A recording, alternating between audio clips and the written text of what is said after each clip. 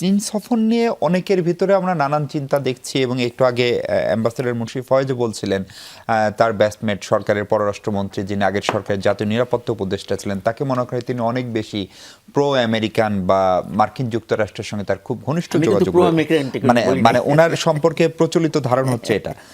ফলে সেই জায়গায় আবার আমরা দেখছি উনি তার প্রধানমন্ত্রীর প্রথম সফর বা দ্বিতীয় সফর চীনে করছেন, সেখানে 17টার মতো চুক্তি সমঝোতা যায় বলি সেটা সই হচ্ছে, সেখানে বড় বড় প্রকল্প থাকছে, শি জিনপিংয়ের সঙ্গে বৈঠক হচ্ছে।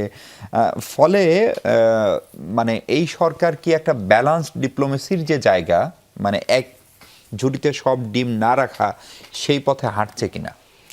Your right. আমি একটু রিসেন্ট একটা হিস্টোরিক্যাল এক্সাম্পল দিই। কিছুদিন আগে ভারতের সাথে পাকিস্তানের একটা যুদ্ধ হয়ে গেল, মোস্টলি এয়ার ওয়ারফেয়ার, ড্রোন, এবং সেখানে খুব directly Pakistan has taken the support of Chinese technology, এবং এই চাইনিজ টেকনোলজি ব্যবহার করে ভারতের অত্যাধুনিক ইউরোপিয়ান রাফায়েল বিমান পর্যন্ত ভূপাতি করে, এবং আমরা যারা নিরপেক্ষ আমরা স্পষ্টভাবে বলতে পারি Pakistan has won the war against India taking Chinese support. তখন তো আমাদের মনে হচ্ছিল যে আমেরিকান যুক্তরাষ্ট্র অত্যন্ত অসন্তুষ্ট হবে, চায়নার সাথে পাকিস্তান দোসর হয়ে ভারতের বিরুদ্ধে যুদ্ধ করলো।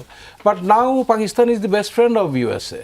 যখন মার্কিন যুক্তরাষ্ট্রের এই হরমুজ প্রণালী নেগোসিয়েশনের ক্ষেত্রে পাকিস্তান ইনিশিয়েটিভ নিল এবং তারা কিছুটা সফলতা দেখাতে পারলো, এখন মার্কিন যুক্তরাষ্ট্রের প্রেসিডেন্ট ডোনাল্ড ট্রাম্প যে কোনো বক্তব্যে পাকিস্তানের ভূয়সী প্রশংসা করে, এবং it is a matter of months, not even years.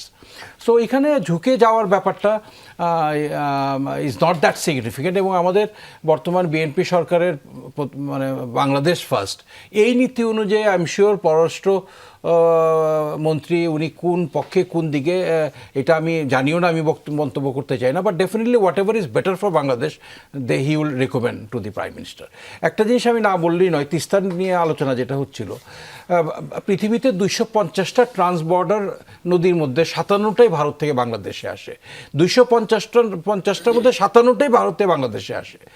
আর ফয়সাল যেটা বলেন, অবশ্যই আমরা একটা নদীর তিস্তা নিয়ে চায়নার সাথে গেলাম, বাকি 56 নদীর পানির কী হবে?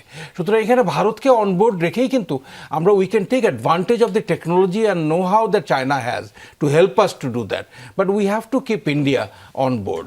আমরা তিস্তার ব্যারেজ করে আমরা ভারতকে অসন্তুষ্ট করলে আমরা গঙ্গার পানি পাবো না, আমরা অন্যান্য বাকি 56টা নদীর পানি পাবো না, এবং এই নেইবারহুডে যে আমাদের উপরে চারিদিকে বসে আছে তাদেরকে অনবোর্ড রেখেই সম্পর্ক রাখতে হবে। সো আমি মনে করি ইউসি শি জিনপিং কিন্তু থাকবে, কবে পর্যন্ত থাকবে আমরা জানি না, ডোনাল্ড ট্রাম্প কিন্তু আছে আর 3 বছর।